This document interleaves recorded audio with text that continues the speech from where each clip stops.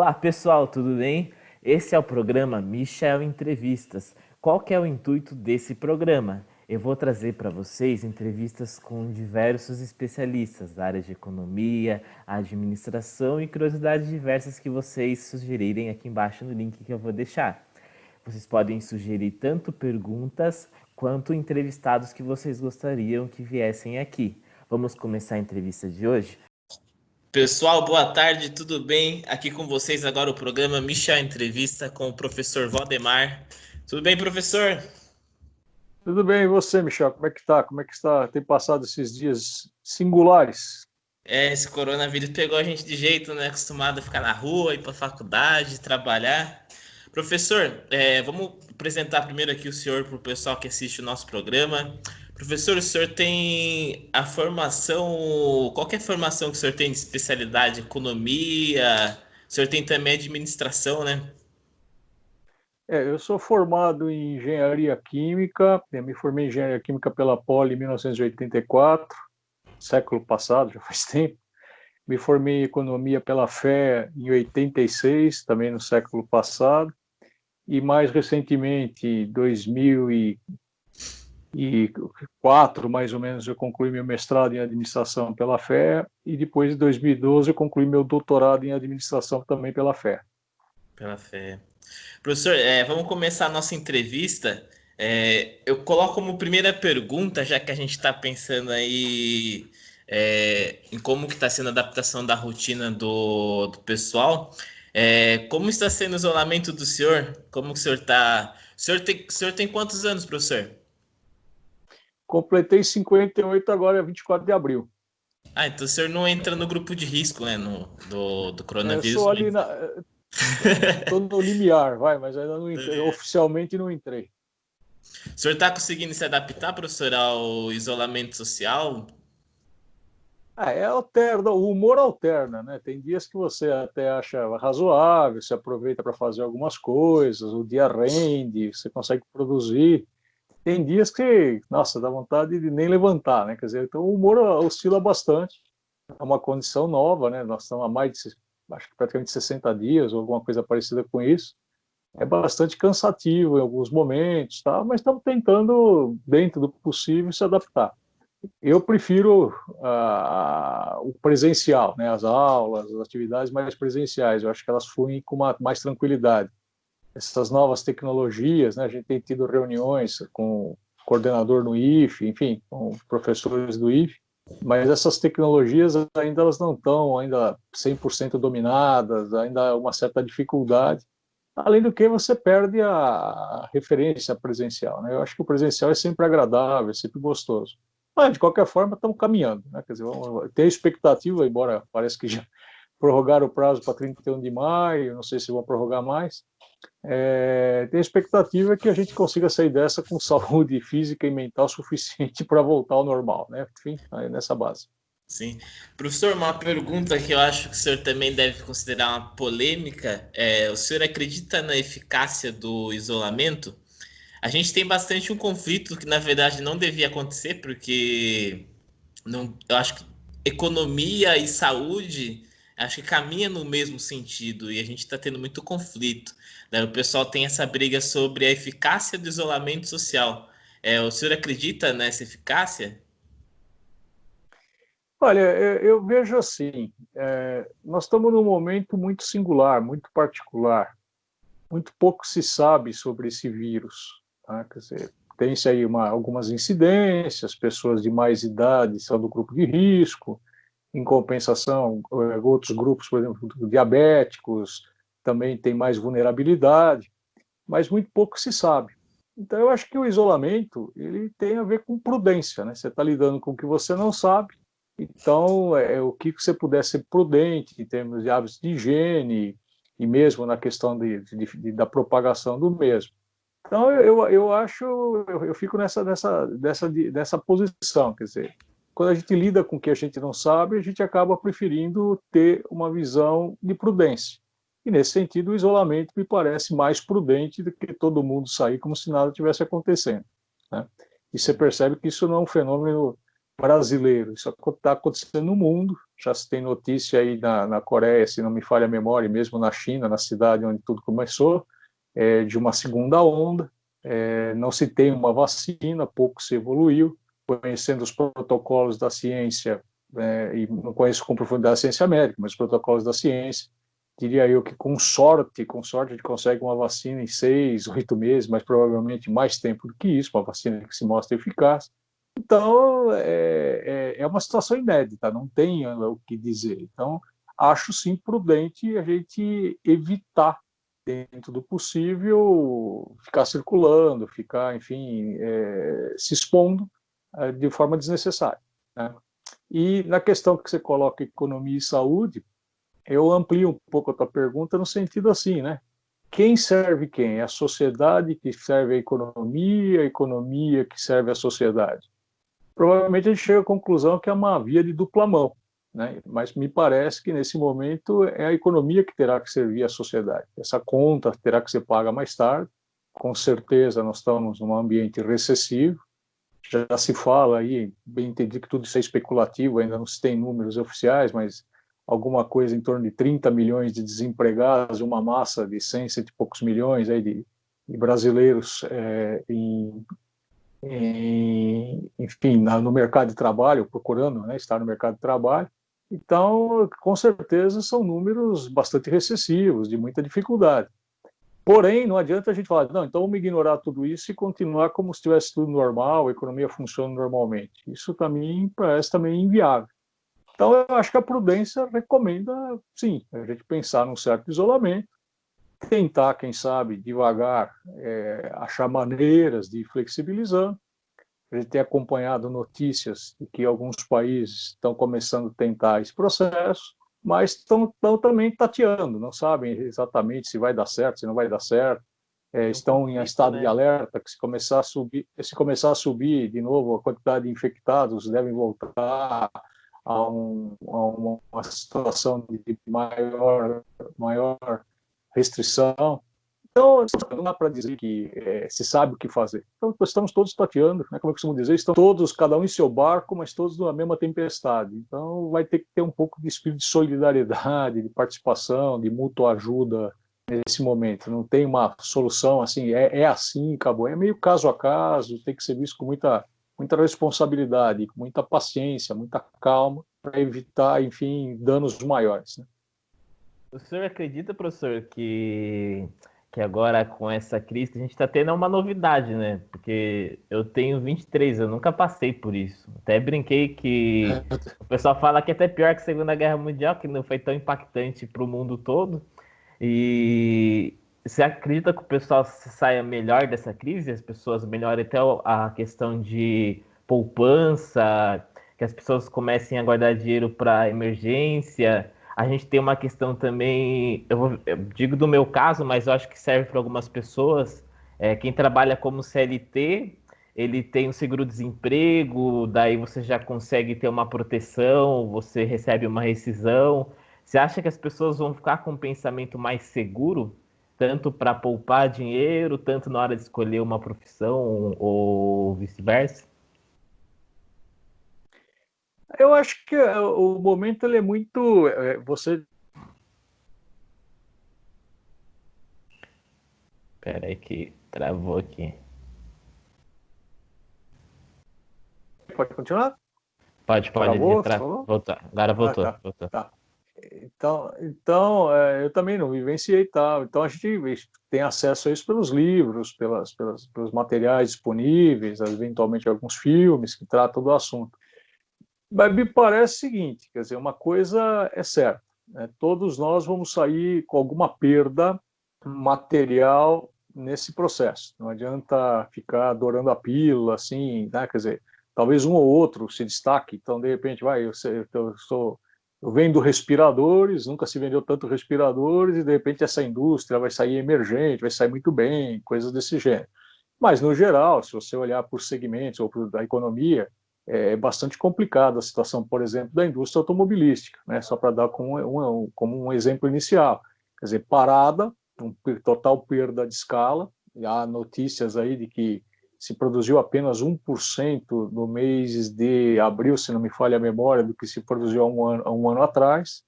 Então, a falta de escala, custos elevados, o dólar, uma cotação muito alta, subiu praticamente R$ 2 durante esse processo.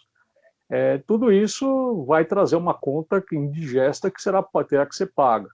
E todos nós mais empobrecidos nessa situação, quer dizer, com alguma perda. E se não for uma perda material, né, muitas vezes pessoas com perda de entes queridos, né, eu mesmo conheço 2 pessoas que estiveram infectadas, graças a Deus saíram bem, estão saudáveis.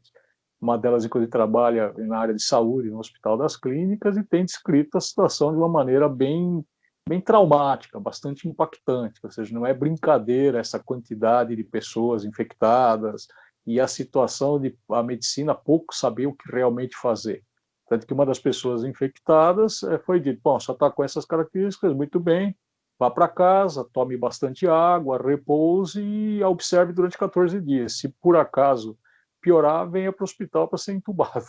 De uma maneira um pouco mais sofisticada, mas não há um tratamento hoje objetivo para a doença. Então a gente tem que sentir isso do lado humanístico, do lado de humanidade, quer dizer, então pessoas perdendo entes queridos, estão sendo impactados por isso, né, o não cumprimento de rituais, você vê que os rituais de fúnebres hoje são praticamente, né, sem praticamente ninguém. Então, é um momento muito, muito doloroso, e isso acaba impactando as pessoas, né? Então, eu acho isso, quer dizer, do ponto de vista material, do ponto de vista pessoal, do ponto de vista, enfim, do ser humano, todos nós, mais ou menos, estamos impactados, né? Agora, se tem notícia de quando tivermos grandes impactos no mundo, né, quer dizer, peste negra, guerra mundial, que depois acaba vindo um momento, talvez, das contribuições desse momento duro, né? Quer dizer, criatividade, novas iniciativas, que acabam trazendo certos elementos. Então, por exemplo, de repente, algumas pessoas conseguiram viabilizar trabalhar em casa, e trabalhando em casa conseguem ter que circular menos, circulando menos, impactam menos em termos de poluição, com isso, de repente, conseguem ficar mais tempo com os filhos, enfim. Esse momento está propiciando uma série de experiências novas, que, devidamente apreciadas, enfim, observadas, elas podem trazer aprendizagem para uma melhoria, vamos dizer, quando essa crise passar, ou pelo menos diminuir seu impacto. Mas eu acho que ainda é muito cedo para se falar em aprendizagens objetivas, porque o próprio sistema econômico vai ter que se repensar. Todos nós, eu com certeza, pessoa física, hoje sou mais risco do que era 60 dias atrás. Por quê? Porque se eu não perdi o emprego, eu tenho medo de perder o emprego.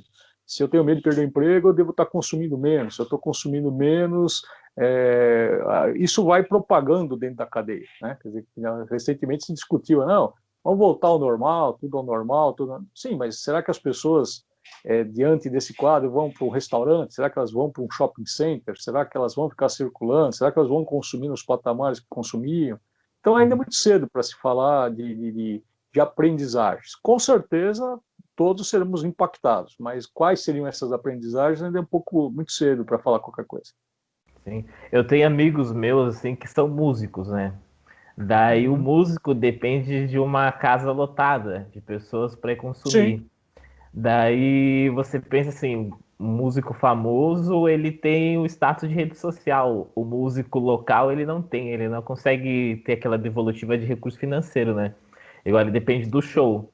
São pessoas que eu acho que dependendo, estão meio sem rumo de para onde ir, no caso, né? Porque não tem nem Isso que previsão de quando voltará o show ao vivo para eles conseguirem quando e como voltará, né? Porque é o que eu disse, será que as pessoas, quando voltando a, vamos chamar assim de aspas, a normalidade, será que as pessoas estarão com o mesmo nível de renda? Será que as pessoas estarão com a mesma predisposição? Será que as pessoas estarão bem do ponto de vista mental, quer dizer, de realmente curtir, voltar, enfim, a ter uma vida como tinham anteriormente? Acho que é muito precoce para se dizer qualquer coisa.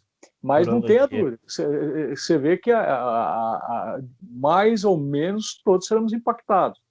Por exemplo, se você pegar a aviação, Quanto tempo a aviação, tipicamente o transporte aéreo depende de escala para ter um custo razoável a preços competitivos. Se você pensar hoje em isolamento, né, então, por exemplo, vamos evitar uma grande concentração de pessoas, então imagine que a aeronave voe com 50% da ocupação. Qual seria o custo desse voo? Então, que preço teria que ser praticado? Não sei se você percebe, quer dizer, é uma equação que ela desafia aquilo que se diz. Via de regra, a gente busca o quê? Ter economia de escala, ou seja, por ter muita produção, para que tendo muita produção o custo chegue a um ponto mais baixo, e considerando esse custo, a partir daí se forme um preço. Vamos dizer, uma lógica simples seria alguma coisa mais ou menos assim. O que está acontecendo? Com a perda da escala, ou seja, as pessoas estão produzindo menos, o custo de produzir, em função só da perda de escala, está se tornando maior. Em um mercado recessivo, isso é uma coisa muito complicada. Bem, entendi que você pode buscar formas, né? Por exemplo, eu estava vendo na Anfávia algumas notícias, também especulativas, ninguém ainda tem nada definido, de se falar em renovação da frota brasileira de automóveis. Então, de repente, o governo daria incentivos, diminuiria a tributação incidente sobre o automóvel, para, de repente, né, que as pessoas troquem de carro e façam a economia circular. Tudo bem, esse é um aspecto. Mas aí tu aponta do outro lado, então, as pessoas, será que estariam a fim de fazer isso? E mais, será que as pessoas vão ter renda para fazer isso? Qual a taxa de juros que o mercado vai praticar diante disso? Então, você tem uma lição de casa bem grande a ser feita, né? E não podemos esquecer das assimetrias, né? Hoje mesmo eu recebi de um amigo o Refis, né, que pessoas que refinanciaram dívidas aí com a União. O Paulo Guedes assinou efetivamente dizer, não, você pode pagar, em vez de pagar em junho, paga em outubro, enfim, ele postergou datas aí dos vencimentos desse refis. Porém, está escrito lá no decreto, né, que ele assinou, que será cobrado juros. Então, é interessante, o próprio governo que poderia flexibilizar alguma coisa, ele entende que tem que cobrar juros, não estou aqui nem discutindo muito o mérito disso, mas quem que vai ceder? Quem que vai, né, de alguma forma, perder mais ou perder menos nessa relação? Quem está disposto a perder? E aí você começa as assimetrias. Você tem quantos bancos entre públicos e privados versus quantas pessoas financiadas por esses bancos? Qual seria a taxa de juros adequada para fazer empréstimos? Qual seria, enfim, as linhas de crédito, né? Quais seriam os prazos adequados para fazer pagamento? Porque, como eu disse no começo da fala, né? Todos nós, passados 60 dias, pessoas físicas e jurídicas, pelos critérios convencionais, somos mais arriscados. Então, o banco geralmente fala que quando o risco é grande, se aumenta a taxa de juros. No momento desse, aumentar a taxa de juros impacta em quê? Aumentar custos produtivos. Custos produtivos envolveriam preços mais altos, que não é compatível com o mercado que deve abrir recessivo, ou enfim, se mostrar recessivo nos próximos meses, né? Ou talvez Professor, próximos anos. vou entrar com uma questão aqui que eu acho que que encaixa agora nesse ponto. A gente tem um tópico aqui sobre economia brasileira e o que seria de ação do governo para fomentar a economia. Daí uma pergunta para o senhor, quais são os caminhos para a economia brasileira sair dessa crise? Pleno emprego, que seria do Keynes, né? A gente tem um auxílio emergencial e tem a questão dos auxílios para as pequenas empresas. O senhor imagina um caminho assim, que seria talvez uma luz? Chega até a ser uma questão de futurologia, né? Vamos dizer. Eu costumo dizer em aulas de economia brasileira, né, porque aqui é bate-papo, nós estamos fazendo, sem muita teorização, mas nós temos 4 problemas sérios na economia brasileira, né? Ainda hoje, uma inflação alta, tudo bem que o mês passado tivemos deflação, mas não acredito, nós temos ainda um fantasma inflacionário alto, quer dizer, não convivemos com os patamares de inflação do período de hiperinflação, típico dos anos 80, mas ainda temos uma taxa de inflação incômoda, que acaba, né, de alguma forma, repassando e trazendo taxas de juros muito elevadas. Nós estávamos, pelo menos, entre os 10 maiores PIBs do mundo, com uma péssima distribuição de renda, né, e uma carga tributária, né, o tamanho do governo, financiar o governo no Brasil é muito caro, né? Então, nós temos tido déficits crônicos na questão fiscal no Brasil, quer dizer, o que o governo arrecada não tem sido suficiente para manter, enfim, o governo, exigindo que ele se endivide. nesse ambiente que nós estamos, provavelmente esta dívida vai subir de maneira significativa. Então, isso faz com que o governo fique de pés e mãos atadas, muitas vezes, para tomar algumas ações. E é uma coisa bastante interessante isso, quer dizer, o que ele poderia fazer, né? Então, por exemplo, eu estava citando esse caso, que a Anfávia já faz alguns estudos nesse sentido, de, quem sabe, uma redução, um incentivo fiscal para a renovação da frota, mas terá que ser uma negociação em moldes muito diferentes, na minha opinião, do que se faz hoje, que é aquela ideia, cada um ficar fechado no seu quadrado, esperando que as coisas voltem a uma normalidade. Isso não vai acontecer. Porque vamos imaginar, por hipótese, né, que a partir de amanhã está liberado, cada um faz o que quiser aqui no Brasil, está liberado. Sim, mas no mundo afora, ninguém está fazendo o que quer. Mesmo que liberasse o mundo inteiro, cada um faz o que quer, você percebe que há uma certa divisão. Tem pessoas que falam assim, não, eu quero mais, vou para shopping, vou para o cinema, quero andar de avião, mas tem pessoas, e não adianta, né? Você precisa da escala, você precisa da economia num grau de confiabilidade para trazer patamares de funcionalidade. É interessantíssimo, você acompanha o mercado financeiro, particularmente o mercado de capitais, qualquer assuntinho, ele... Peraí que travou o nosso vídeo um pouquinho. Peraí que ele já volta. Falava e estava... Oi? Aí voltou. Caiu? Caiu. Se falava antes da crise aí num patamar de 115, 120 mil pontos de Bovespa, hoje, sofridamente, se frequenta o patamar dos 80 mil pontos, né? Então, tudo bem, se falar, mas o mercado financeiro está assim, mas e isso vai, de alguma forma, repercutindo. Então, o que você pode falar de economia brasileira? Primeiro, nós vamos ter um quadro recessivo, vamos ter um governo mais endividado que está, e aí vai começar aquela lição, quem vai pagar essa conta? E aí precisaria ter muita predisposição dos vários setores da economia para conversarem, para tentar uma negociação. E você mete assim, não, tudo bem, você vai postergo por 3 meses o pagamento, postergo por 2 meses o pagamento. Tudo bem, alivia, ajuda, mas 2, 3 meses não deve mudar muito a situação econômica que nós vivenciamos hoje. Nós temos que ter um pensamento mais de longo prazo, com mais benevolência, talvez uma revisão dos critérios para fazer essas revisões, né? Porque imagina que você tem um financiamento de uma casa própria. Vamos imaginar que você falou que você é músico, que você tinha 3 atividades, né? 2 atividades. Você mexia com música, isso dava 30% da tua renda, e você tem outra atividade profissional que dá 70%, ou 20%, 80%, que seja.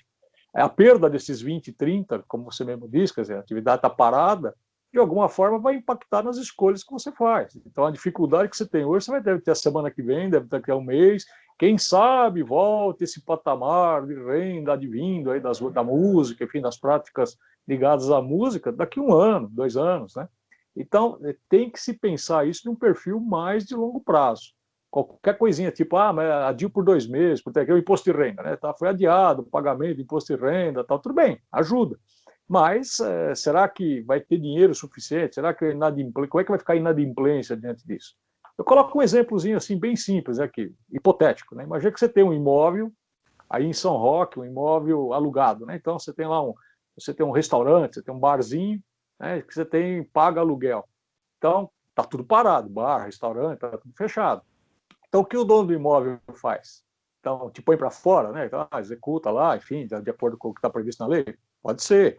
Mas, por outro lado, ele vai pôr a placa de aluga e vai ficar provavelmente 1 ano, 2 anos, talvez para alugar isso, porque se ali é um estabelecimento que serve para um barzinho, para um restaurante, coisa parecida, dificilmente ele vai achar alguém que tem interesse de fazer um barzinho, um restaurante. O caminho que poderia ter para esse barzinho, restaurante, então, ele entregar na sua casa.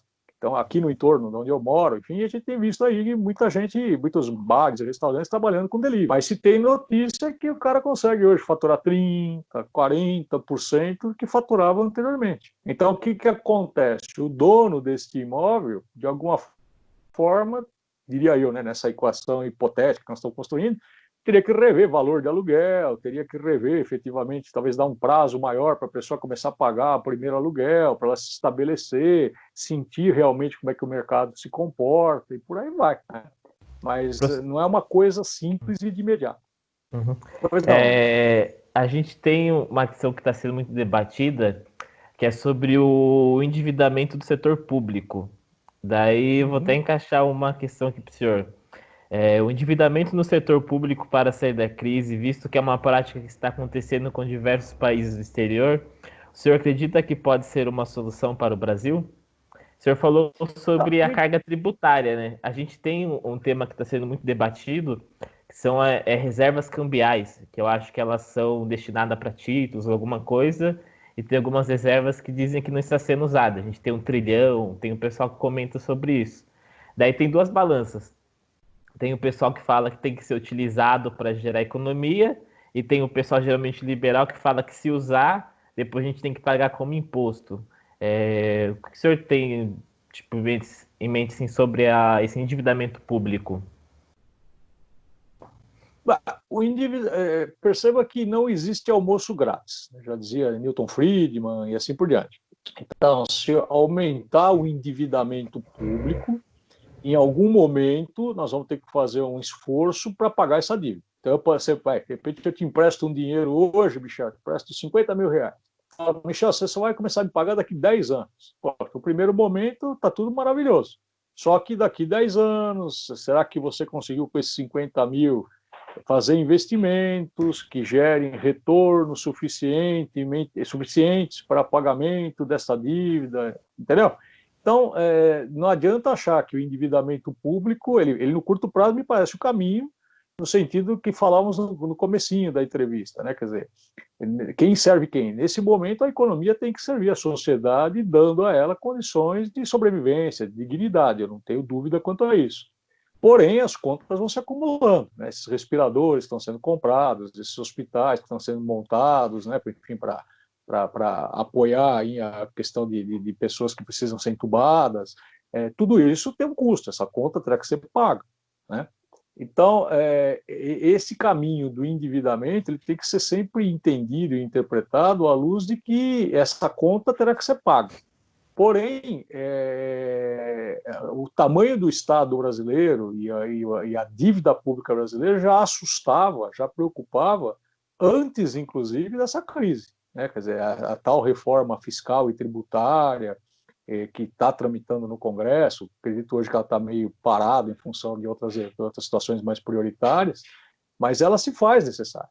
E até conversava com um colega professor outro dia sobre essa questão de reforma. Nós temos o problema aqui, né, que o economista Laffer, né, a chamada curva de Laffer, fala um pouco sobre isso. Quer dizer, se eu tiver uma carga tributária muito alta, provavelmente, né, a curva ela tem um efeito, vamos dizer, um U de ponta cabeça, né, não precisa ser uma parábola perfeita, mas existe um certo patamar de tributação que você tem um máximo de arrecadação. Se passar muito desse patamar, vamos chamar assim, desse limite, começa a ter um efeito contrário, quer dizer, de alguma forma as pessoas vão para a informalidade, ou com essa carga tributária se torna inviável muitas coisas. Então, é uma situação bastante delicada, já era delicada antes, né? Quer dizer, a discussão por exemplo, um aspecto que me chama muita atenção.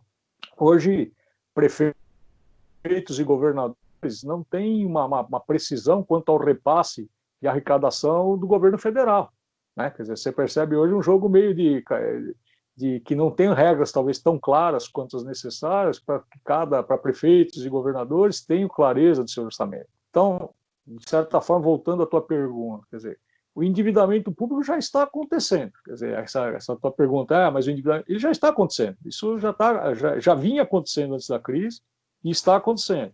O que se está buscando é formas de conter esse endividamento. Nesse contexto que estamos hoje, parece muito difícil. Por quê? Porque, vamos lá, se muitas empresas fecharem, quebrarem, não adianta dizer que não vai acontecer, quer dizer, algumas empresas não vão resistir, isso impacta a diminuição de arrecadação, né? Quer dizer, a nível federal, a nível estadual, a nível municipal. Impacta desemprego. Desemprego também diminui o quê? Imposto de renda, diminui, enfim, outros níveis de arrecadação. É uma bola de neve que a gente precisa estudar com muita calma onde vai equilibrar para, a partir daí, começar a fazer algumas medidas. Por enquanto, nós estamos como espectadores olhando o que está acontecendo. Porque, por exemplo, né, essa liberação de R$ 600, agora deve vir a segunda parcela, é lógico que para quem está sem renda, ajuda. Mas não é isso que necessariamente vai resolver com o que eu falava lá atrás. Eu falava que tinha 4 problemas no Brasil. Um deles é essa questão de distribuição de renda. A renda no Brasil tem gente com uma renda bastante muito baixa, né? Então, essa má distribuição de renda, né, a distância entre ricos e pobres aumentando cada vez mais, faz com que você tenha vários Brasis e, a partir daí, várias demandas. Então, às vezes, uma medida econômica que atende a uma classe ou um grupo social e acaba não atendendo e acaba impactando negativamente o outro. Então, é que se torna uma questão complexa.